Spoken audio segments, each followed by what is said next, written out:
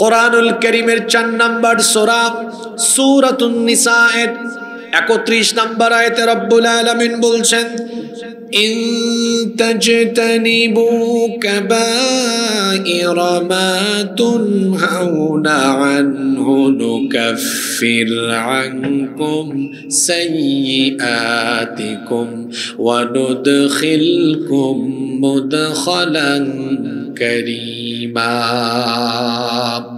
আল্লাহ তাআলা বলছেন, তোমাদেরকে যে সকল কবিরা গুনাহ থেকে নিষেধ করা হয়েছে, সেই সকল কবিরা গুনাহ থেকে যদি তোমরা নিজেদেরকে বাঁচাতে পারো, যদি তোমাদের দ্বারা কোনো সগীরা গুনাহ হয়েও যায়, নেক আমলের মাধ্যমে এই সগীরা গুনাহ মাফ করে দিয়ে তোমাদেরকে আল্লাহর সম্মানজনক স্থান জান্নাতের মেহমান যিনি বানিয়ে দিবেন তিনি কে?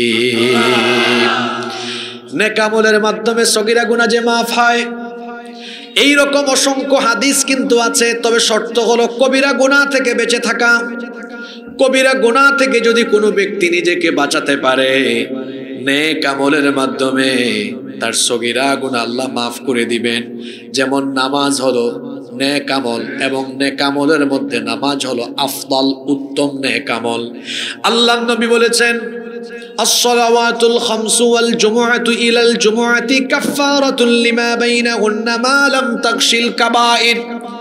আল্লাহর নবী বলেছেন, যখন কোনো ব্যক্তি কবিরা গুনাহ থেকে মুক্ত থাকে আর সেই ব্যক্তি যদি প্রত্যেকদিন 5 ওয়াক্ত নামাজ যথাযথ আদায় করে, এইভাবে যদি এক জুমা থেকে নিয়ে পরবর্তী জুমা পর্যন্ত পুরো সপ্তাহ যদি সেই ব্যক্তি 5 ওয়াক্ত নামাজ আদায় করে, তাহলে এই পুরো সপ্তাহ তার দ্বারা যদি কোনো সগীরা গুনাহ হয়েও যায়, 5 ওয়াক্ত নামাজের নেক আমলের কারণে পুরো সপ্তাহের সগীরা গুনাহ আল্লাহ মাফ করে দিবে। তাহলে বোঝা গেল নেক আমলের মাধ্যমে সগীরা গুনাহ মাফ হয়, কিন্তু শর্ত হলো কবিরা গুনাহ থেকে বেঁচে থাকা। এমনকি আমরা যে ওযু করি, ওযুর সময়ও আমাদের সগীরা গুনাহগুলো ঝরে পড়ে। আল্লাহর নবী বলেছেন, যখন কোনো ব্যক্তি ওযু করে, ওযুর পানি যখন তার অঙ্গ প্রত্যঙ্গ গড়িয়ে গড়িয়ে পড়ে, ওযুর পানির সাথে আল্লাহর সেই বান্দার সগীরা গুনাহ ঝরে ঝরে পড়ে যেতে থাকে। সুবহানাল্লাহ। আপনি যখন ওযু করেন, যখন আপনি মুখের ভেতর পানি নেন, সেই পানি যখন ফেলে দেন, মুখের সগীরা গুনাহ ঝরে পড়ে যায়। আপনি যখন ওযু করার সময় মুখমণ্ডল ধৌত করেন, ওযুর পানি যখন মুখমণ্ডল বেয়ে বেয়ে পড়ে মুখের সগীরা গুনাহ ঝরে পড়ে যায়। যখন 2 হাত কনুই পর্যন্ত ধৌত করেন, 2 পা যখন টাকনো পর্যন্ত ধৌত করেন, ওযুর পানি যখন হাত পা বেয়ে বেয়ে পড়ে, ওযুর পানির সাথে আমার আপনার সগীরা গুনাহ ঝরে ঝরে পড়ে। তাহলে বোঝা গেল নেক আমলের মাধ্যমে সগীরা গুনাহ মাফ হয়, তবে শর্ত আছে। শর্ত হলো কবিরা গুনাহ থেকে বেঁচে থাকা। আবার দেখেন, আমার নবীর উপরে দুরূদ পড়লেও সগীরা গুনাহ মাফ হয়। আল্লাহর নবী বলেছেন, মান সাল্লা আলাইয়া সালাতান ওয়াহিদাতান সাল্লাল্লাহু আলাইহি আশরু সালাওয়াত। যেই ব্যক্তি আমার উপরে একবার দুরূদ পড়বে, আল্লাহ তাআলা ওই ব্যক্তির উপরে 10 বার রহমত নাজিল করবেন। এখানেই শেষ নয়, ওয়া হুত্তাত আনহু আশরু খাতিআত। যে ব্যক্তি নবীজির উপর একবার দুরূদ পড়বে, আল্লাহ ওই ব্যক্তির আমলনামা খুলে সঙ্গে সঙ্গে তার আমলনামা থেকে 10টা সগীরা গুনাহ ডিলিট করে দেন। এই এতগুলো হাদিস আপনাদেরকে কি বার্তা দিল? এতগুলো হাদিস আপনাদেরকে কি বার্তা দিল, কি মেসেজ দিল? নেক আমলের মাধ্যমে সগীরা গুনাহ মাফ হয়। শর্ত আছে। শর্ত কি? মাত্র কয়েকজন আজকে মনোযোগী, বাকিরা কি? মনোযোগী থাকতে হবে। আমাদের দেশে বহু জায়গায় মাহফিল হয়, হুজুরও বেহুশ ওয়াজ করেন, শ্রোতাও বেহুশ। এরকম বেহুশ যেন না হয়। আপনি যে টপিকের উপর কথা বলেন বা শোনেন, এটা মনে রাখার চেষ্টা করবেন। সগীরা গুনাহ মাফ হয় নেক আমলের মাধ্যমে, কিন্তু শর্ত আছে। শর্তটা কি? সবাই বলেন, শর্তটা কি? কবিরা গুনাহ থেকে বেঁচে থাকা। এবার প্রশ্ন হলো, আমরা কি আদৌ নিজেদেরকে কবিরা গুনাহ থেকে বাঁচাতে পারি? দেখেন তো, আজকে এমন 5টা কবিরা গুনাহ নিয়ে কথা বলবো। এই 5টা কবিরা গুনাহ আপনার সমাজে আছে কিনা মিলায় দেখেন। যদি কারো সাথে মিলে বুঝবেন আপনি আল্লাহর ক্ষমা থেকে বঞ্চিত হয়ে যাচ্ছেন, এখনো সময় আছে, তওবা করেন, সঠিক পথে ফিরে আসেন, মাফ করে দিবেন কে? আমি পাঁচটা, আজকে তো সময় কম, পাঁচটা কবিরা গুনাহ নিয়ে কথা বলি। সব কবিরা গুনাহ নিয়ে কথা বলতে হলে 2-3 মাস একটানা তাফসীর করা লাগবে, তারপর হক আদায় করা যাবে, নইলে তো সম্ভব না।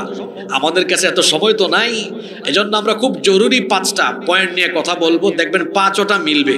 মনোযোগ থাকবে তো? 1 নাম্বার, সবচাইতে বড় কবিরা গুনাহ হলো আল্লাহর সাথে শিরক করা।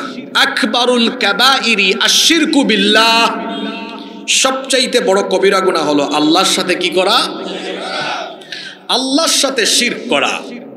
সেটা মহান আল্লাহ তাআলার তাওহীদে, আল্লাহ তাআলার রুবুবিয়্যতের সাথে, উলুহিয়্যতের সাথে, আল্লাহ তাআলার নাম বা গুণের সাথে যে কোনো ভাবে কেউ যদি আল্লাহর সাথে অন্য কাউকে সমকক্ষ হিসাবে দাঁড় করায়, সেই ব্যক্তি মুশরিক হয়ে যাবে। আর শিরক হলো এমন এক জঘন্য কবিরা গুনাহ, যদি কোনো ব্যক্তি শিরকের মধ্যে লিপ্ত হয়ে যায়, সে বড় বড় 3টা ক্ষতির সম্মুখীন হবে। নাম্বার 1, নাম্বার হলো যে ব্যক্তি মুশরিক শিরক করে, সে ব্যক্তি আল্লাহর ক্ষমা থেকে বঞ্চিত। কোরআনুল কারীমের 4 নাম্বার সূরা সূরাতুন নিসায়ের 48 নম্বর আয়াতে রব্বুল আলামিন বলছেন, ইন্নাল্লাহা লা ইয়াগফিরু আন ইউশরাকা বিহি ওয়া ইয়াগফিরু মা দুনা যালিকা লিমান ইয়াশা ওয়া মান ইউশরিক বিল্লাহি ফাকাদ ইফতারা ইসমান আযীমা। আল্লাহ তাআলা বলছেন, নিশ্চয়ই যে ব্যক্তি আল্লাহর সাথে শিরক করে, সেই ব্যক্তিকে আল্লাহ ক্ষমা করবেন না। শিরকের গুনাহ ছাড়া আল্লাহ যে কোনো গুনাহ মাফ করে দেন। যে ব্যক্তি আল্লাহর সাথে শিরক করে, সে ব্যক্তি মহা মিথ্যাচারে লিপ্ত। এই আয়াত থেকে বোঝা গেল শিরকে লিপ্ত ব্যক্তি 1 নম্বরে ক্ষমা থেকে বঞ্চিত হবে। বলেন তো, আল্লাহর ক্ষমা যদি কেউ না পায়, এই ব্যক্তি কি জান্নাত পাবে নাকি? আস্তে বলবেন না, জোরে বলেন, পাবে নাকি? তার মানে বোঝা গেল আল্লাহর ক্ষমা থেকে মুশরিক বঞ্চিত হওয়া মানে জান্নাত থেকেই সে বঞ্চিত হয়ে যাওয়া। 2 নম্বর, যে ব্যক্তি শিরকের মধ্যে লিপ্ত, তার সারা জীবনের সকল আমলকে যিনি বরবাদ করে দিবেন, জোরে বলেন তিনি কে? কোরআনুল কারীমের 39 নম্বর সূরা সূরাতুজ জুমারের 65 নম্বর আয়াতে রব্বুল আলামিন বলছেন, ওয়ালাকাদ উহিয়া ইলাইকা ওয়া ইলাল্লাযীনা মিন ক্বাবলিকা লাইন আশরাকতা লায়াহবাতান্না আমালুকা ওয়া লাতাকুনান্না মিনাল খাসিরিন। আল্লাহ তাআলা বলছেন, ও নবী, আমি আপনার প্রতি এবং আপনার পূর্ববর্তী সকল পয়গম্বরের প্রতি ওহী প্রেরণ করেছি। সবাইকে আমি বলেছি, যদি কেউ আল্লাহর সাথে শিরক করে, তাহলে তাদের সারা জীবনের আমলকে বরবাদ করে দেওয়া হবে। বোঝা গেল 2 নাম্বার, শিরকে লিপ্ত হলে ওই ব্যক্তির আমল বাতিল হয়ে যাবে। 3 নাম্বার, যারা আল্লাহর সাথে শিরকে লিপ্ত হবে, তারা আল্লাহর জান্নাত থেকে বঞ্চিত হবে এবং জাহান্নাম তাদের জন্য অবধারিত হয়ে যাবে। এজন্য রব্বুল আলামিন কোরআনুল কারীমের 5 নম্বর সূরা সূরাতুল মাইদা এর 72 নম্বর আয়াতের মধ্যে বলছেন, ইন্নাহু মান ইউশরিক বিল্লাহি ফাকাদ হারামাল্লাহু আলাইহিল জান্নাতা ওয়া মাওয়াহুন নার ওয়া মা লিয-যালিমিনা মিন আনসার। আল্লাহ তাআলা বলছেন, নিশ্চয়ই যে ব্যক্তি আল্লাহর সাথে শিরক করে, সেই ব্যক্তির জন্য আল্লাহ জান্নাত হারাম করে দিয়েছেন এবং জাহান্নামকে তার জন্য ওয়াজিব যিনি করে দিয়েছেন, তিনি কে? কোরআনে কারীমের 3টি সূরার 3টা আয়াত আমাকে আপনাকে কি শেখালো? যদি কোনো ব্যক্তি আল্লাহর সাথে শিরকে লিপ্ত হয়, 1 নাম্বার, সে ক্ষমা থেকে বঞ্চিত হবে। 2 নাম্বার, সেই ব্যক্তির সকল আমল বাতিল হয়ে যাবে। 3 নাম্বার, সেই ব্যক্তি জাহান্নামী হয়ে যাবে। তাহলে বোঝা গেল শিরকে লিপ্ত হলে ক্ষতি হলো মোট কয়টা? আস্তে বলবেন না, জোরে বলেন, কয়টা? এখন আমার সমাজে, আমার দেশে শিরক আছে না নাই?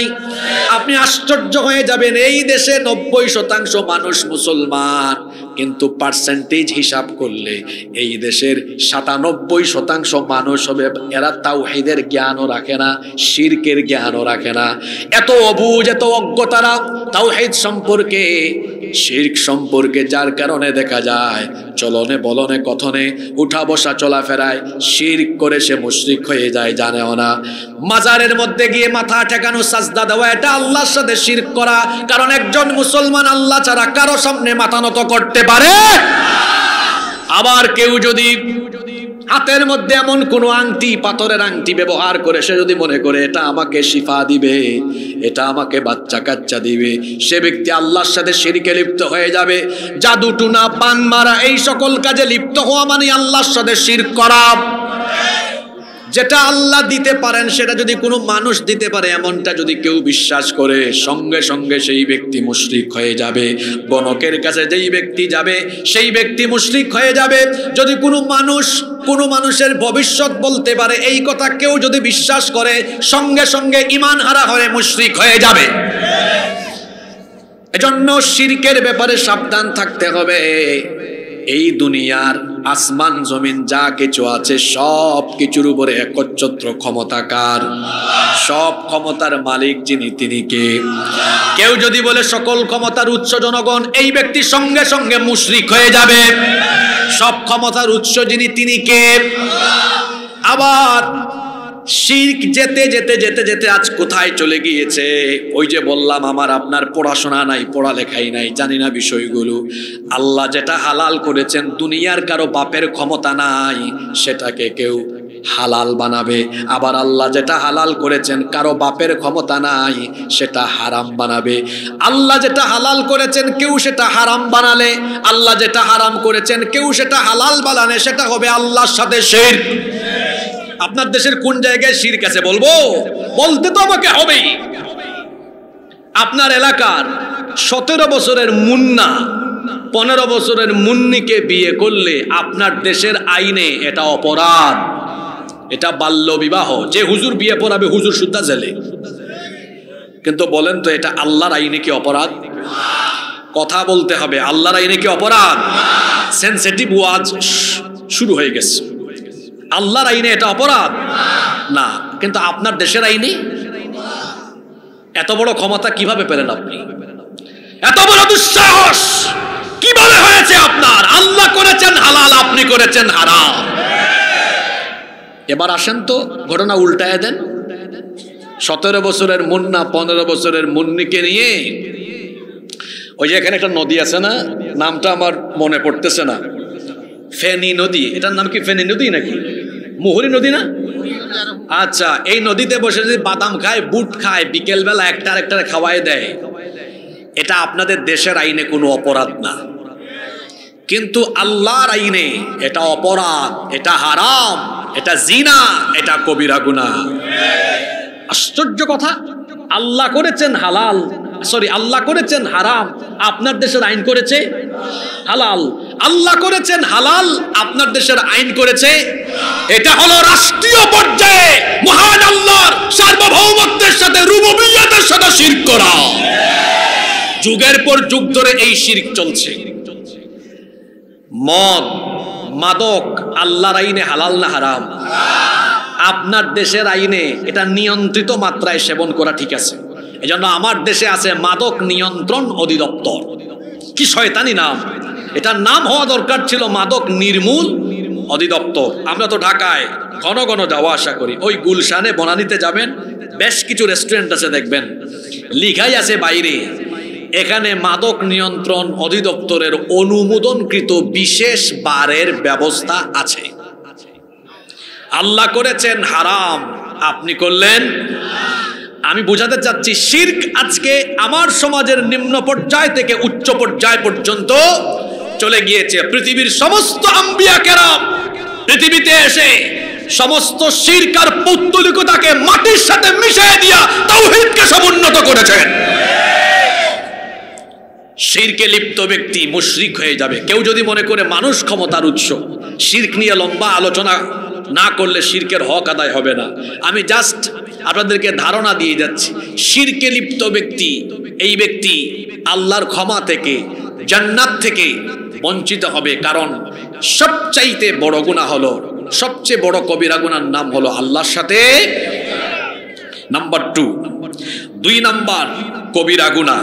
এখন দেখেন আপনার এলাকার সাথে মিলে কিনা। 2, ইচ্ছে করে ফরজ নামাজ তরক করা, ছেড়ে দেওয়া সগীরা গুনাহ না কবিরা গুনাহ? অবশ্য নামাজ ছাড়ে এমন মানুষ আমাদের দাগন ভুইয়ায় নাই। মাহফিলের আয়োজন হলে প্যান্ডেলে জায়গা নাই, সবাই সেখানে হাজির হয়ে যায়, কিন্তু সেই এলাকায় ওই দিনের 5 ওয়াক্ত নামাজের মধ্যে মসজিদের কাতারগুলো পূরণ করা যায় না। ওয়াজ শোনা হলো নফল, 5 ওয়াক্ত নামাজ জামাতে আদায় করা হলো ফরজ। কিন্তু আমার দেশের মুসলমান হলো এমন, তারা দেখা যায় দলে দলে মাহফিলে আসবে, দলে দলে তারা নামাজে আসবে না। কি আশ্চর্য অবস্থা! এজন্য কিয়ামতের আলামত আরম্ভ হয়ে গিয়েছে। আল্লাহর নবীর মসজিদ, মসজিদে নববী, সেটা ছিল খেজুর পাতার ছাউনি দিয়ে ছাদ করা ছিল, নিচে কোনো ইটালিয়ান টাইলস বা দামি কার্পেট ছিল না। আমার নবীর মসজিদ ছিল কাঁচা, কিন্তু মুসল্লি ছিল পাকা। আর এখন আমাদের সকল মসজিদ হয়েছে পাকা, কিন্তু মুসল্লির অভাবে আমাদের মসজিদ পড়ে থাকে ফাঁকা। ফেনীর বিখ্যাত বিখ্যাত আলেম উলামাকে জিজ্ঞেস করবেন, যারা বেনামাজি তারা কাফির। বেনামাজি, দুনিয়ার সমস্ত আলেম একমত, বেনামাজি কাফির, বেনামাজি। আল্লাহর নবী বলেছেন, বাইনাল আবদি ওয়া বাইনাল কুফরি তারকুস সালাহ। আল্লাহর বান্দা আর কাফিরের মধ্যে পার্থক্য হলো নামাজ ছেড়ে দেওয়া। আল্লাহর বান্দা কখনো নামাজ ছাড়তে পারে? কি আশ্চর্য ব্যাপার! এই মুসলমান 5 ওয়াক্ত নামাজ হেলা খেলায়, অবহেলায়, গাফলতিতে কাটায়, তার মধ্যে কোনো অনুশোচনাও নাই। আশ্চর্য অবস্থা! সে এমন ভাবে 5 ওয়াক্ত নামাজ কাজা করে যেন শয়তানের কাছ থেকে খেলাফতি নিয়ে শয়তানকে খুশি করে। আমাদের সবচেয়ে বড় দুশমনের নাম হলো শয়তান, ইবলিস। এই শয়তান কোন সময় খুশি হয়, কোন সময় বেজার হয়, শয়তান কোন সময় হাসে আর কোন সময় কাঁদে, আল্লাহর নবীর কাছ থেকে শোনেন শয়তান কোন সময় হাসে আর কোন সময় কাঁদে। যখন কোনো ব্যক্তি আল্লাহ তাআলাকে সাজদা দেয়, শয়তান এই সাজদার দৃশ্য দেখলে ইয়তাজালা শাইতানু ফায়াবকি, শয়তান এই সাজদার দৃশ্য দেখলে মনের বেদনায় ওই ব্যক্তির কাছ থেকে দূরে চলে যায়। ফায়াবকি, অতঃপর সে কান্না করে। এই হাদিস আমাদেরকে কি বার্তা দিচ্ছে? আমরা যখন আল্লাহকে সাজদা দেই, সাজদার জায়গা তো নামাজ। আমরা যখন নামাজে যাই, আমরা নামাজে গেলে ইবলিস কাঁদে, আর আমরা যখন নামাজে যাই না, ইবলিস তখন হাসে। দাগন ভুইয়ার বাবারা, ভাইয়েরা, হাদিসটা বুঝতে পারলে সবাই বীর পুরুষের মতো রেসপন্স করেন, জবাব দেন তো দেখি। আমরা নামাজে গেলে ইবলিস কি করে, আর নামাজে না গেলে ইবলিস? ওকে, নাও টেক ইউর ডিসিশন। আপনি আপনার সিদ্ধান্ত নেন। এখন আপনি কি 5 ওয়াক্ত নামাজের টাইমে ইবলিসকে হাসাবেন না কাঁদাবেন? যারা কিছু বললেন না, আপনারা কি গোপনে গোপনে ইবলিসের কাছ থেকে খেলাফত নিয়েছেন নাকি? তাহলে কথা বললেন না কেন? নামাজে গেলে ইবলিস কাঁদে, না গেলে হাসে। এখন বুঝে শুনে বলেন, আমরা ইবলিসকে হাসাবো না কাঁদাবো? জোরে বলেন, হাসাবো না কাঁদাবো? কি করে কাঁদাবেন? নামাজ ছেড়ে দিয়ে না আদায় করে? আদায় তো করেন না। ফজর নাই, জোহর নাই, আসর নাই, মাগরিব নাই, ওয়াজ আছে, এমন কুতুব এখানে আছে। ফজর, জোহর, আসর, মাগরিব 1 ওয়াক্তও পড়ে নাই, কিন্তু ওয়াজ মিস করে নাই। কিভাবে আমাদের 5 ওয়াক্ত নামাজ যায়? আমার সবচাইতে প্রিয় কবি কাজী নজরুল ইসলাম কি চমৎকার কথাগুলো তার কবিতার লাইনে তুলে ধরেছেন। কিভাবে সমাজের মুসলমানদের 5 ওয়াক্ত নামাজ যায়, কবি বড় চমৎকার করে বলছেন। ঘুমাইয়া কাজা করেছ ফজর, তখনও জাগনি যখন জোহর, হেলায় খেলায় কেটেছে আসর, মাগরিবের ওই শুনিয়া যান, এখনো জামাতে হওরে শামিল, এখনো এর সাথে আছে স্থান, বাজিছে দামামা বাদ্রে আমামা, শির উঁচু করি মুসলমান, দাওয়াত এসেছে নয়া জামানা, আর ভাঙা কেল্লা ইউরে নিশান। একেবারে বাস্তব কথাগুলো প্রত্যেকটা লাইনে বলেছেন। ফজর কি করে যায়? ঘুমাইতে ঘুমাইতে ফজর যায়। ফজরের ক্ষণ গেল পড়নি নামাজ, জোহরেও ডুবেছিলে নিয়ে শত কাজ। ফজরের ক্ষণ গেল পড়নি নামাজ, জোহরেও ডুবেছিলে নিয়ে শত কাজ। হেলায় খেলায় গেল আসরের কাল, মাগরিবেও পড়লে না নামাজির সাজ। ফজরের ক্ষণ গেল পড়নি নামাজ, জোহরেও ডুবেছিলে নিয়ে শত কাজ। ঘুমাতে ঘুমাতে যে ফজর গেল, আপনি যে ফজরে ঘুমালেন, ও আমার বাবা, আমার ভাই, জোহরের আগে আপনার জানাজা রেডি হওয়ার সম্ভাবনা আছে না নাই? কেমন করে ঘুমাও তুমি, কেমন করে ঘুমাও তুমি, ফজর করে কাজা, এমন তো হতে পারে জোহরে জানাজা। হতে পারে কি পারে না? যুবক ভাইরা মনে করছে, হুজুর কি বলেন, আমার এই জানেন 22-23 বছর, আমি কেমনে জোহরের আগে জানাজার লাশ হব? ও আমার যুবক ভাই, there is no serial of death. মৃত্যুর কোনো সিরিয়াল, আসার সিরিয়াল আছে, যাওয়ার কোনো সিরিয়াল। আপনার মতো তাগড়া জোয়ান ছেলে, যুবক ছেলে হঠাৎ করে মারা যাচ্ছে, সমাজে এমন নজির আছে না নাই? সুতরাং শয়তানের এই ষড়যন্ত্রের জালে বন্দী হয়ে এইভাবে ঘুমায়া ঘুমায়া ফজর কাজা করবেন না। আমি আপনি যদি ফজরের টাইমে ঘুমায়া থাকি, তখন খুশি হন আল্লাহ না শয়তান? আর ফজরে নামাজে চলে গেলে খুশি হন কে? জোরে বলেন তো, ফজরের টাইমে খুশি করব কাকে? আরো জোরে বলেন, কাকে? আর জোহর যায় কেমনে? অবহেলায়। আসর যায় খেলাধুলায়, মাগরিব যায় তামাশায়, এশা যায় আড্ডায়। এইরকম নামাজ ছাড়তে ছাড়তে ছাড়তে ছাড়তে শোনেন, একদিন আপনার জীবন থেমে যাবে, চলে যাবেন, আপনি থাকবেন না। কেউ পৃথিবীতে থাকে নাই। এই যে বেনামাজি হয়ে মরলেন, কিয়ামতের মাঠে সর্বপ্রথম প্রশ্ন করা হবে কোন আমল সম্পর্কে। আপনি তো ধরা খাবেন, আপনি প্রথম প্রশ্নেই ব্যর্থ, উত্তর দিতে পারবেন না, কারণ মরছেন তো বেনামাজি হয়ে। আর কিয়ামতের দিন হাসর কার সাথে হবে? যে যেমন তার হাসর হবে তেমন। বেনামাজির হাসর হবে বেনামাজির সাথে, আর নামাজির হাসর হবে রসুলের সাথে। সুবহানাল্লাহ। এটা আমার কথা নয়, হাদিস শোনেন। ইউবাসু কুল্লু আবদিন আলা মা মাতা আলাইহি, যে মানুষ যে অবস্থায় মরবে ওই অবস্থায় হাসরের মাঠে উঠবে। নামাজি অবস্থায়, নামাজি হালতে নামাজি মানুষ হয়ে মরবে, কিয়ামতের দিন নামাজিদের সঙ্গে তার হাসর হবে। সুবহানাল্লাহ। আর বেনামাজি নামাজ ছাড়তে ছাড়তে বেনামাজি হয়ে মরবে, বেনামাজির সাথে তার হাসর হবে। আমার আপনার দুনিয়া আখিরাত উভয় জায়গায় যদি আমরা সফল কাম হতে চাই, তাহলে আমাদেরকে নাজাত পাওয়ার জন্য, জান্নাত পাওয়ার জন্য 5 ওয়াক্ত নামাজের আমল নিজের মধ্যে ডেভেলপ করার দরকার আছে না নাই? কারণ নামাজ ইচ্ছে করে ছেড়ে দেওয়া, এটা সগীরা গুনাহ না কবিরা গুনাহ? আমরা কি নামাজ ছাড়বো? জোরে বলেন, ছাড়বো? মৃত্যুর আগ পর্যন্ত আর 1 ওয়াক্ত নামাজ কাজা করব না। কারা কারা রাজি আছেন? আল্লাহকে দেখান তো। মাশাআল্লাহ, হাত নামান, আল্লাহ কবুল করেন। নাম্বার 3 নাম্বার কবিরা গুনাহ, পয়েন্টগুলো মনে রাখবেন। 3 নাম্বার কবিরা গুনাহ হলো অন্যায় পথে, অবৈধ পথে, হারাম পথে উপার্জন করে হারাম খাওয়া। সগীরা গুনাহ না কবিরা গুনাহ? জোরে বলেন। অবৈধ পথে, হারাম পথে উপার্জন করে হারাম খাওয়া লোক, সে হলো হারামখোর। আর হারামখোরের ব্যাপারে আল্লাহর নবীর এমন কথা, খুব খেয়াল করে শোনেন, যারা অন্যায় পথে, অবৈধ পথে উপার্জন করে হারাম খায়, ওই হারামখোরের কোনো ইবাদত বন্দেগী আল্লাহর দরবারে কবুল হয় না। কারণ ইবাদত কবুলের পূর্ব শর্ত হলো, দোয়া কবুলের পূর্ব শর্ত হলো হালাল খাওয়া। যে ব্যক্তি হারাম খাবে, এই হারামখোরের নামাজ, রোজা, হজ, যাকাত সকল আমলকে বরবাদ করে দিবেন কে? আস্তে বলবেন না, জোরে বলেন কে? আবু হুরায়রা রাদিয়াল্লাহু আনহু হাদিসের বর্ণনাকারী সাহাবী। হাদিসটি মুসলিম এবং তিরমিজি শরীফের মধ্যে বর্ণিত হয়েছে।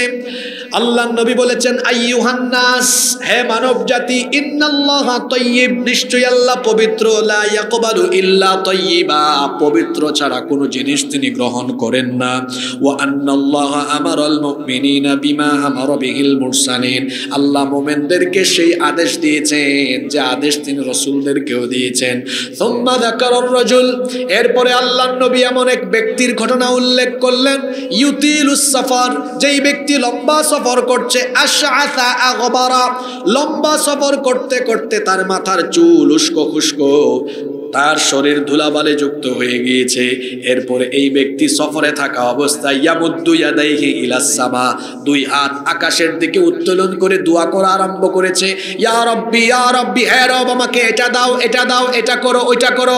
আল্লাহর নবী বলছেন ওয়া মাতআমুহু হারাম ওয়া মালবাসুহু হারাম ওয়া মাশরাবুহু হারাম, এই ব্যক্তি যে আল্লাহর কাছে দোয়া করার জন্য হাত তুললো, অথচ এই ব্যক্তি হলো এমন, তার শরীর হলো হারাম, হারাম খেতে খেতে তার শরীরের মাংস রক্ত সব হয়ে গিয়েছে হারাম, তার শরীরের মধ্যে যে কাপড় চোপড় পরিধান করেছে সেটাও হারাম, এমনকি সে যে খাবার খায় পানীয় খায় সেটাও হারাম।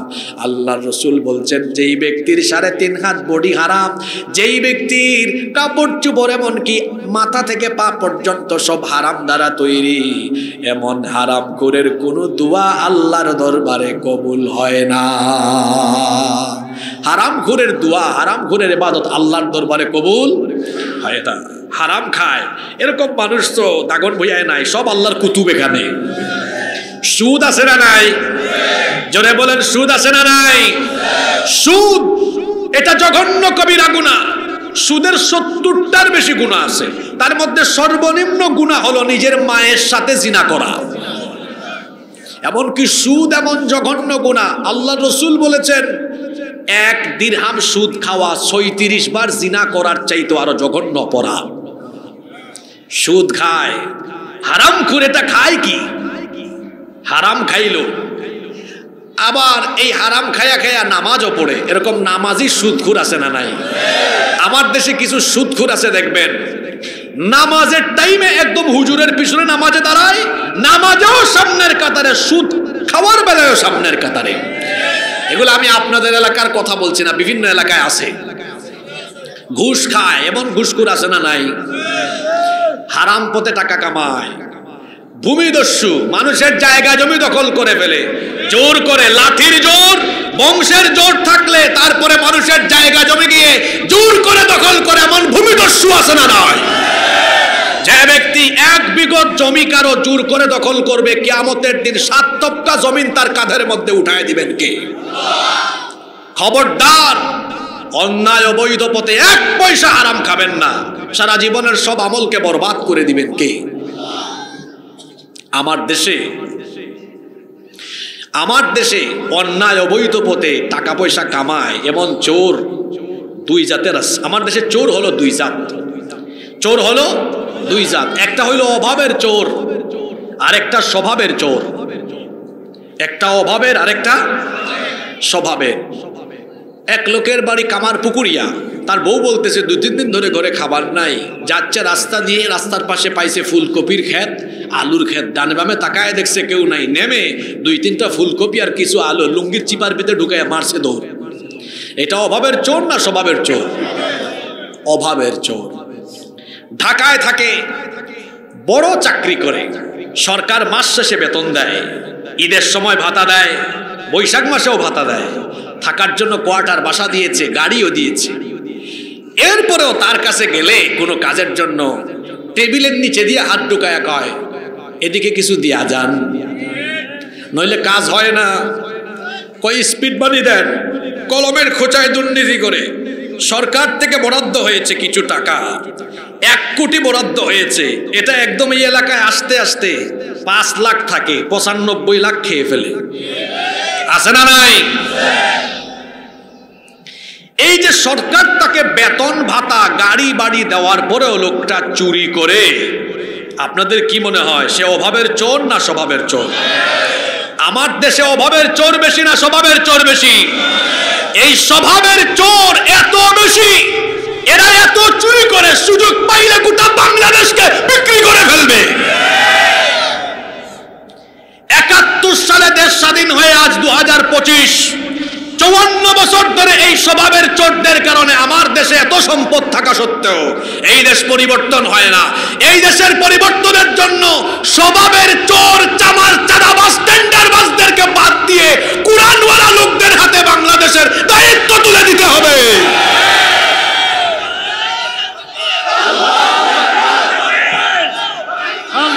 সম্মানিত ভাইয়েরা, হারামখোরদের চেহারা দেখলেই চেনা যায়। দেখবেন হারামখোর এসি বাড়িতে, এসি গাড়িতে থাকে, তারপরও জনসম্মুখে আসলে তার চেহারাটা দেখলে চোরের মতো লাগে।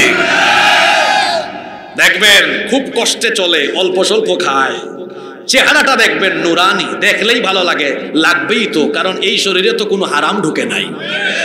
দেখবেন প্রত্যেকটা হারামখোরের চেহারা সুরতের মধ্যে হারামের একটা ছাপ আছে। ওরা দেখতে চোর ডাকাতের মতো লাগে, ওর চেহারায় মায়া নাই। আপনি ইমাম সাহেবকে দেখবেন অল্প বেতন পান, দেখবেন আল্লাহর বান্দার চেহারার মধ্যে কত মায়া, কালো কিন্তু চেহারায় আলো আছে। আর এক একটা হারামখোরকে দেখবেন চেহারার মধ্যে কোনো মায়া নাই। আর মনে রাখবেন, যারা হারাম খায়, হারামে নাই কোনো আরাম। হারামখোর আরাম পাবে না। রিক্সা চালক আছে না, রিক্সা চালক সারাদিন রিক্সা চালায়, সারাদিন রিক্সা চালায় আমার ভাই, পেডেল মেরে মেরে কত কষ্ট করে মাথার ঘাম পায়ে ফেলে উপার্জন করে। তার সামনে যখন এক বোল, এক গামলা ভাত দিবেন, আলু ভর্তা দিবেন, ডাল দিবেন, 10 মিনিটে খায়া শেষ করে ফেলে। এত রুচি। কথা খেয়াল করে শুনেন, জিব্বায় স্বাদ আছে, স্বাদ থাকবে না কেন? লোকটা তো হারাম খায় না, আল্লাহ জিব্বার স্বাদ কেড়ে নেন নাই। হারামখোরের কোটি কোটি টাকা আছে, খাইতে বসে হুজুরের সাথে কই, হুজুর খাইতে পারি না, এই ইনসুলিন টান, খাবার আগে 13টা ট্যাবলেট আন। এতই তো দামি দামি খাবার খাইতে বসছে, কই খাইতে পারি না, সরা। এই খাবারগুলো রিক্সাওয়ালাকে দিয়ে দেখেন, একদম 5 মিনিটে পুরো টেবিল শেষ করে ফেলবে। ওনার মুখে রুচি, আমার রিক্সাওয়ালা ভাইয়ের মুখে রুচি আছে, এর মুখে রুচি নাই কেন? তোর মুখে রুচি থাকবে কেমনে?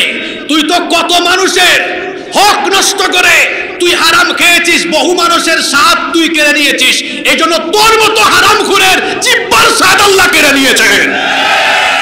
কথা কি বোঝা যায়? আমি এই স্টাইলেই কথা বলি। তুই মানুষের জিহ্বার স্বাদ কেড়ে নিয়েছিস, তোর জিহ্বার স্বাদ আল্লাহ কেড়ে নিয়েছেন।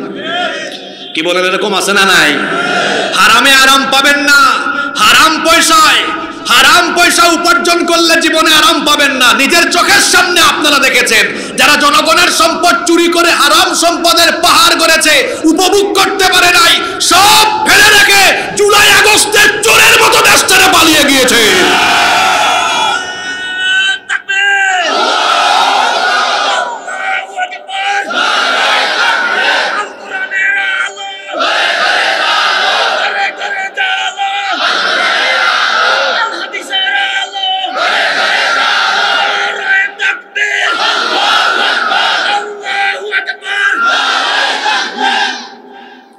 আজানটা শেষ করতে দেন, তারপর আমরা কথা বলে। কেউ দাঁড়াবেন না, এখানে মনে হয় নামাজের সময় কত। আচ্ছা, আপনারা একটু 2 মিনিট সময় দিবেন তো আমাকে, আজানটা শেষ।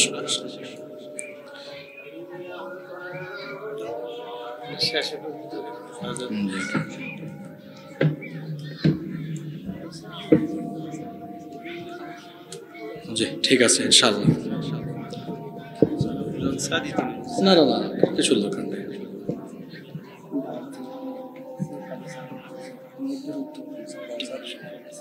আচ্ছা, আমি দেখতেছি। ঠিক আছে, ঠিক আছে। হ্যাঁ ভাই, লাগবে লাগবে।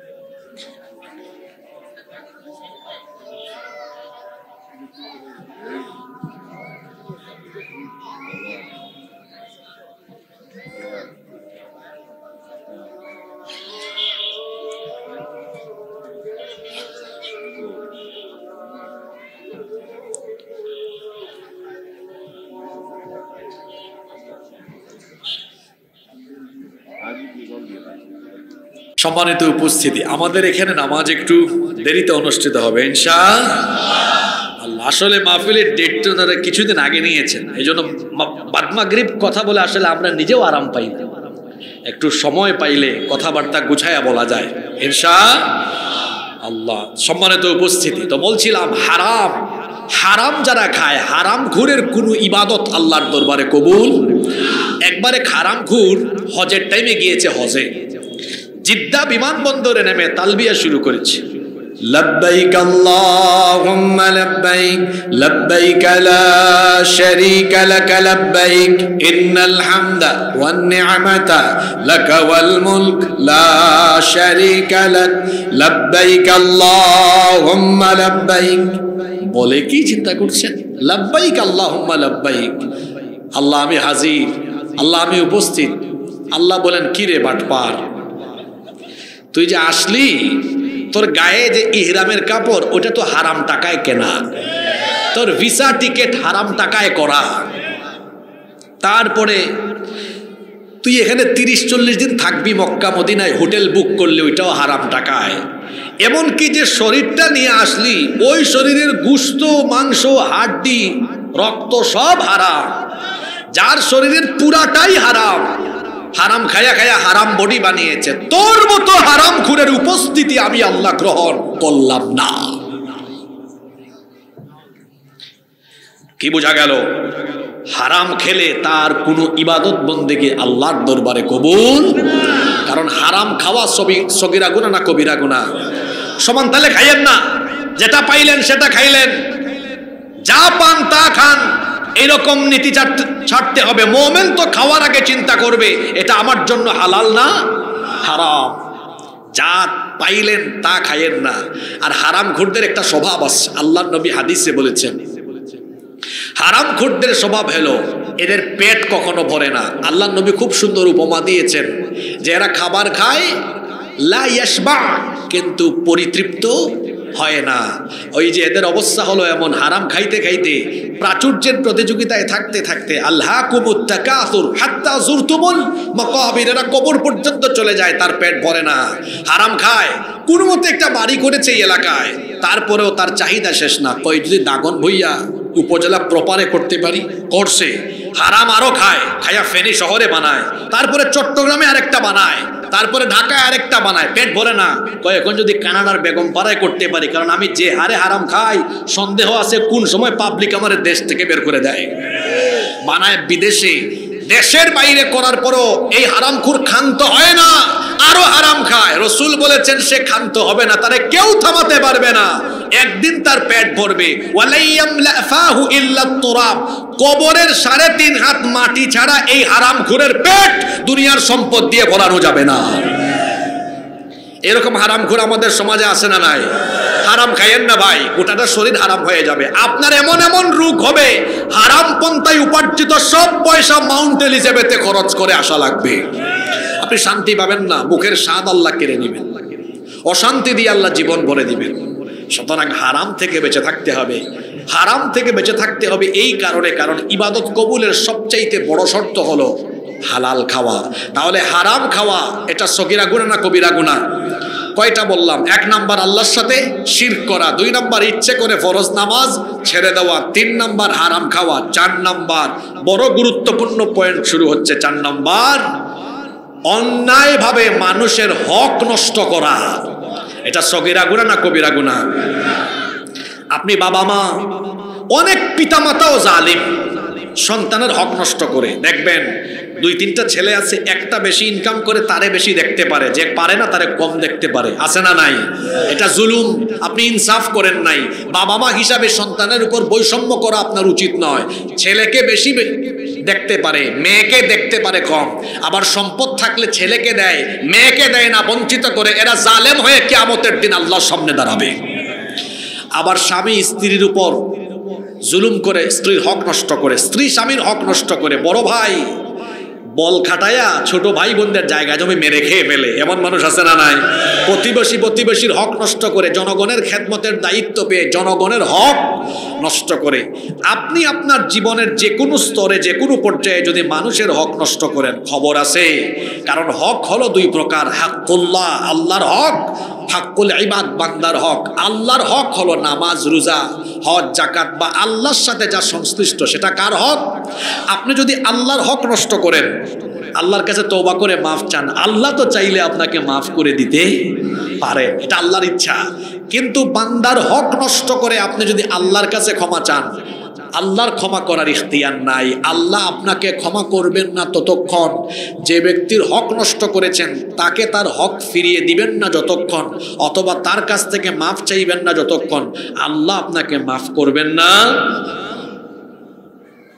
মানুষের উপর মিথ্যা মামলা দিয়ে আলেম ওলামা জেলখানায় ভরে কাবা শরীফে গিয়ে ওখানে আবার হজ ওমরা আদায় করে, আবার এমন একটা ভাবভঙ্গি মানে মনে হয় আহারে একদম রাবে আবসরির মতো।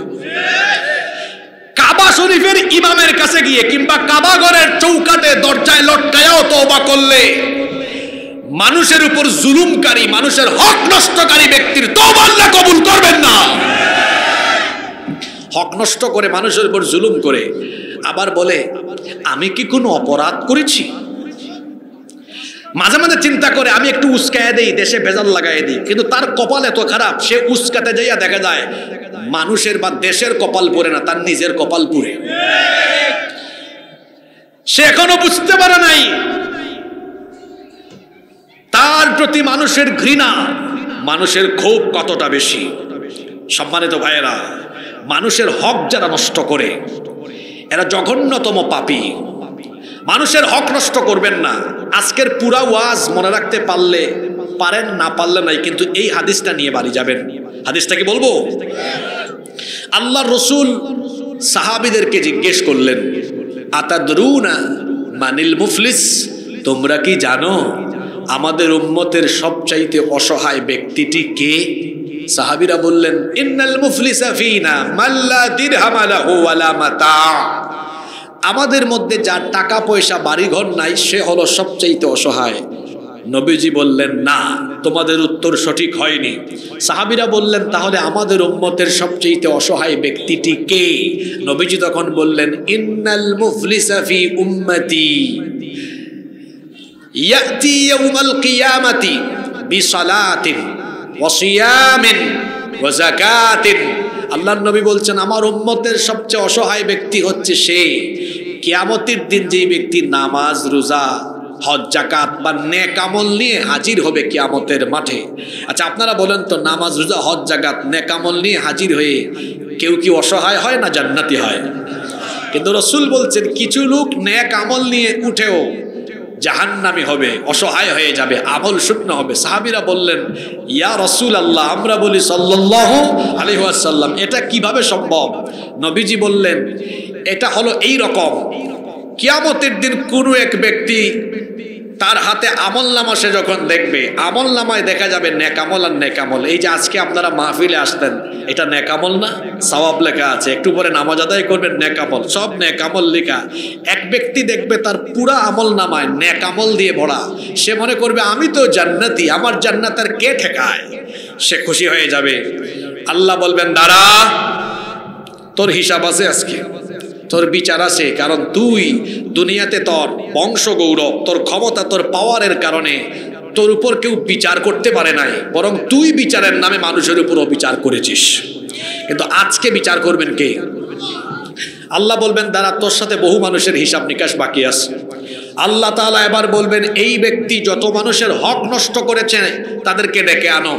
সে তার আব্বা আম্মার খেদমত করে নাই, মা বাবার হক নষ্ট করেছে, তার মা বাপকে আনা হবে। শুনতেছেন আপনারা?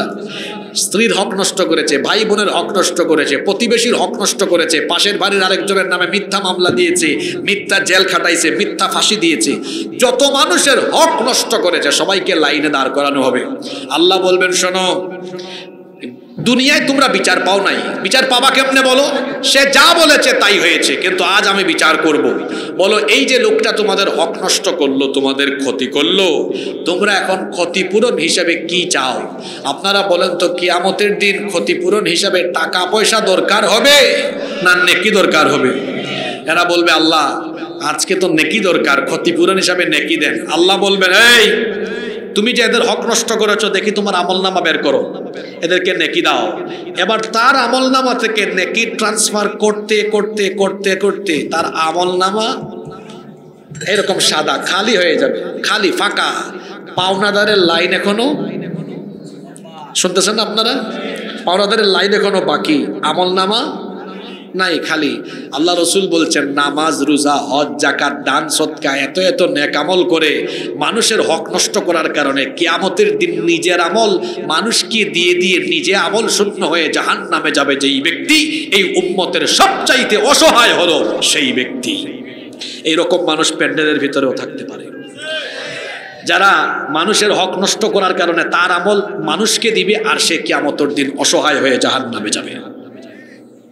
সুতরাং আজকের এই 4 নাম্বার পয়েন্ট মনে রাখবেন, অন্যায়ভাবে মানুষের হক নষ্ট করবেন না।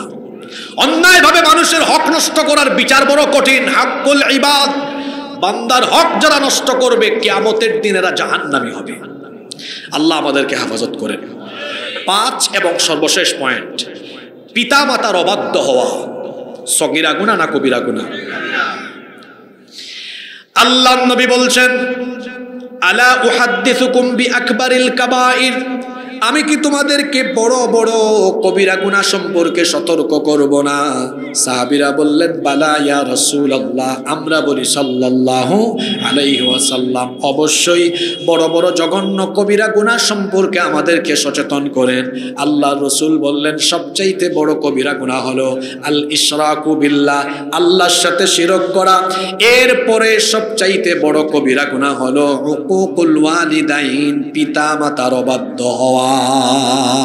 পিতা মাতার অবাধ্য হওয়া সগীরা গুনাহ না কবিরা গুনাহ? আমার দিকে তাকান, বেশি কথার চাইতে অল্প কথায় বরকত আছে, বোঝার চেষ্টা করেন। এরকম অনেকগুলো হাদিস বর্ণিত হয়েছে। কিয়ামতের দিন আল্লাহ তাআলা এমন বেশ কিছু ব্যক্তি আছেন যাদের দিকে ফিরে তাকাবেন না। এর একটা হাদিস না, এরকম বেশ কয়েকটা হাদিস বর্ণিত আছে। যেমন যারা টাকনুর নিচে কাপড় ঝুলাইয়া হাঁটে, কিয়ামতের দিন আল্লাহ এদের দিকে তাকাবেনও না, আল্লাহ এদেরকে মাফ করবেন না, আল্লাহ এদেরকে জাহান্নাম থেকে মুক্তি দিবেন না, পবিত্র করবেন না, তাকাবেনও না আল্লাহ। যারা টাকনুর নিচে কাপড় ঝোলায়, যারা মাদকাসক্ত, এই যে বেশ কিছু শ্রেণী আছে যাদের দিকে আল্লাহ তাকাবেনও না। এর মধ্যে এক শ্রেণী হলো যারা আব্বা আম্মার সাথে বেয়াদবি করে পিতামাতাকে কষ্ট দেয়। আল্লাহ তাআলা কিয়ামতের দিন তার দিকে তাকাবেন না, বলবেন এর সাথে আমার কোনো কথা নাই, হিসাবের কোনো ফাংশনই নাই। ফেরেশতাদেরকে আল্লাহ বলবেন এরে বিনা হিসাবে বিনা বিচারে জাহান্নামে ফেলাও, তার সাথে আমার কোনো কথাই নাই, হিসাবই নাই, কথা বলার টাইমই নাই। কথা কি? আল্লাহ বলবেন তাকানোরও টাইম নাই, সে আমার এমন এক নাফরমান গোলাম। আচ্ছা চিন্তা করেন তো, আল্লাহ কতটা নারাজ হলে আল্লাহ তাকান না, না তাকাই আল্লাহ বলবেন এরে ফেলায় দাও, তার দিকে তাকাবো না আমি। এরা কোন শ্রেণীর মানুষ? যারা আব্বা আম্মার সাথে কি করবে? বেয়াদবি করবে। এজন্য রাসূল বলেছেন হুমা জান্নাতুকা আও হুমা নারুকা, পিতামাতা তোমার জান্নাত, অর্থাৎ পিতামাতার খেদমত করলে জান্নাত দিবেন কে? আও হুমা নারুকা, অথবা পিতামাতা তোমার জাহান্নাম, অর্থাৎ তাদের সাথে বেয়াদবি করলে জাহান্নামে দিবেন কে? একটা হাদিস বলে আমি শেষ করব, এই হাদিসটা খেয়াল করে শুনেন। আল্লাহর রাসূল বলেছেন মান সাররাহু আইয়াবসুতা লাহু ফি রিজকিহি আও ইউনসা লাহু ফি আসারিহি ফালইয়াসিল রাহিমা আকরাবুর রাহিমি আল ওয়ালিদান। আল্লাহর নবী বলেছেন যে ব্যক্তি তার হায়াতের মধ্যে, তার জীবনের মধ্যে, সম্পদের মধ্যে বরকত বাড়াতে চায়, সেই ব্যক্তির উচিত হলো তার পিতামাতার খেদমত করা। একটা ঘটনা শুনেন। একবার 3 ভাই, কয় ভাই? বসেছে পারিবারিক মিটিংয়ে, ঘরোয়া মিটিংয়ে। বড় ভাই বলতেছে ছোট 2 ভাইকে, দেখো আমাদের আব্বা আম্মাকে আমরা ভাগ করে খাওয়াই, আমি 10 দিন, তুমি 10 দিন, তুমি 10 দিন। মেজো ভাই 2 নাম্বারটা বলতেছে ভাই আমি আপনার সাথে দ্বিমত, 10 দিন 10 দিন বড় কম হয়, চলেন আমরা 1 মাস 1 মাস করে ভাগ করে ফেলি। এই কথাবার্তা শুনে 3 নাম্বার ছোট ছেলে বলতেছে বড় দুই ভাইকে বলতেছে যে ভাইয়া আপনারা কেউ বেজার হইয়েন না, আমি আপনাদের ছোট ভাই হয়ে আপনাদের কাছে দাবি করি আব্বা আম্মাকে 10 দিন বা 1 মাস করে ভাগ করার দরকার নাই, আব্বা আম্মাকে সারা জীবনের জন্য আমার কাছে দিয়ে দেন। শোনেন, সুবহানাল্লাহ পড়ে বোঝার চেষ্টা করেন। তো বড় 2 ভাই বলতেছে আরে এ তো মহা বড় সুযোগ আসছে, যদি আমাদের ছোট ভাই দায়িত্ব নিয়ে নেয়, আমাদেরকে খাওয়ানো লাগবে না, চিকিৎসা করানো লাগবে না, দেখাশোনা করা লাগবে না, আমাদের তো সেভ হয়ে গেল। বড় 2 ভাই কায়দা করে জবাব দিছে, দেখো তুমি আমাদের ছোট, বড় ভাইয়ের কাছে দাবি করছো, তোমার দাবি কি আমরা ফালাইতে পারি? সুতরাং তোমার দাবি আমরা পূরণ করলাম, তুমি আব্বা আম্মাকে দেখাশোনা করো, আমাদের কোনো আপত্তি নাই। এই 3 ভাইয়ের কথোপকথন শুনছে এক চাচা এসে বলতেছে ছোট ছেলেকে, ভাতিজা তুমি তো ব্যাককল। ছোট ছেলে বলতেছে চাচা আপনি আমাকে ব্যাককল বললেন কেন?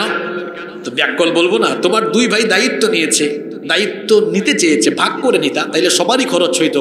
এখন যে তুমি একা দায়িত্ব নিলা, তোমার 2 ভাইয়ের তো পয়সা সেভ হবে, টাকা সেভ হবে, আর তুমি তো মাঝখান দিয়া একা খরচ করবা, তো তুমি ব্যাককল না। এখন ছোট ছেলে বলতেছে চাচা রাগ কইরেন না, আপনিও ব্যাককল, আমার বড় 2 ভাই তারাও ব্যাককল। চাচা বলতেছে কেন? বলতেছে ছোট ছেলে, আমার আব্বা আম্মার খেদমত করলে আমার যদি টাকা পয়সা খরচও হয় অসুবিধা নাই, যদি আমার আব্বা আম্মা সন্তুষ্ট হয়ে যান, হাদিসে এসেছে মা বাবার সন্তুষ্টিতে আল্লাহ সন্তুষ্ট, তো আমার উপর যদি আল্লাহ সন্তুষ্ট থাকেন, চাচা আপনার কি মনে হয় আল্লাহ আমাকে গরিব রাখবেন? হ্যাঁ, আমার আব্বা আম্মা আমার উপর খুশি হলে আল্লাহ গোটা দুনিয়ার সম্পদ আমার সামনে না, আমার পায়ের তলায় ফেলাইয়া দিবেন। সুবহানাল্লাহ।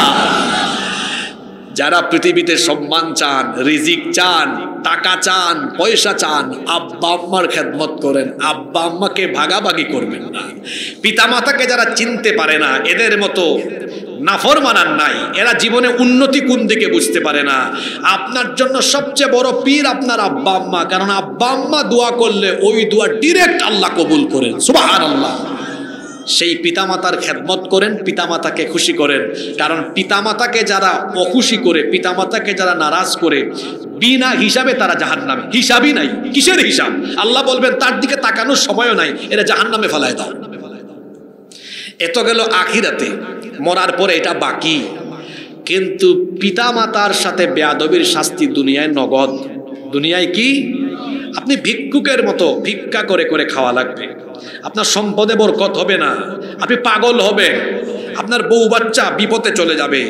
আপনি আপনার পিতামাতার সাথে যে আচরণ করবেন, দেখা যাবে বৃদ্ধ বয়সে আপনার ছেলে মেয়েরা আপনাকে ঘাট ধরে বাড়ি থেকে বের করে দিয়ে এই দুনিয়াবি শাস্তি নগদে আল্লাহ আপনাকে দিবেন।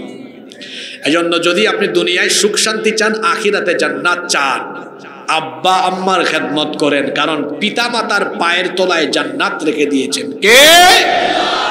আজকে কয়টা কবিরা গুনার কথা বললাম দেখি তো আমার দাগন ভুইয়ার আব্বারা ভাইয়েরা মনে রাখছেন কিনা? 1 নাম্বার বলেছি সবচেয়ে বড় কবিরা গুনাহ আল্লাহর সাথে, তারপরে 2 নাম্বার আজকে বললাম ইচ্ছে করে। আপনারা কি নামাজ ছাড়বেন নাকি? 3 নাম্বার অন্যায় পথে, হারাম পথে উপার্জন করে হারাম খাওয়া। আমরা একটু শর্ট করে করে বলি। 1 শিরক, বলেন 1। 2 নামাজ ছাড়া, 3 হারাম খাওয়া, 4 মানুষের হক নষ্ট করা, 5 মা বাবাকে কষ্ট দেওয়া। যে 5টা পয়েন্টের কথা বললাম, বলেন তো এই 5টা পয়েন্ট সমাজের জন্য জরুরি না জরুরি না? এগুলার সাথে অনেকের কমেন্ট পড়ছে আজকের ওয়াজ, রাগ করবেন নাকি? আবার কমিটিকে বলিয়েন না, শুনছি এটা এই এলাকার প্রথম মাহফিল, আল্লাহ যেন কিয়ামত পর্যন্ত এই পরিবেশ জারি রাখেন। আবার বললেন না সকালবেলা কুত্থেকে হুজুর একটা আজ সব আমারে বলে দিয়ে চলে গেছে। আসলে আমি তো আপনাকে চিনি না, কোরআন হাদিসের কোনো কথা যদি আমার বিরুদ্ধে যায় আমি তো তওবা করে ফেলবো। মনে রাখবেন, আমরা গুনাহ করলেও হতাশ হওয়ার কারণ নাই। আমার আপনার গুনাহ যত বেশি, আমার আল্লাহর দয়া তার চেয়ে বহুগুণ বেশি। সুবহানাল্লাহ। তওবা করে ফেলেন, আল্লাহ মাফ করে দিবেন ইনশাআল্লাহ। তাহলে আবার শেষবারের মতো সবক নিয়ে নেই। আজকে কয়টা কবিরা গুনাহ নিয়ে কথা বললাম? 1, 2, 3 হারাম খাওয়া, 4 অন্যের হক নষ্ট করা, 5 ইনশাআল্লাহ আপনাদের কথা আমার মনে থাকবে। অ্যাক্টিভ শ্রোতা, মুখস্থ করে ফেলছে পয়েন্ট। আল্লাহ আবার এগুলো সবাইকে আমলের তৌফিক দান করেন।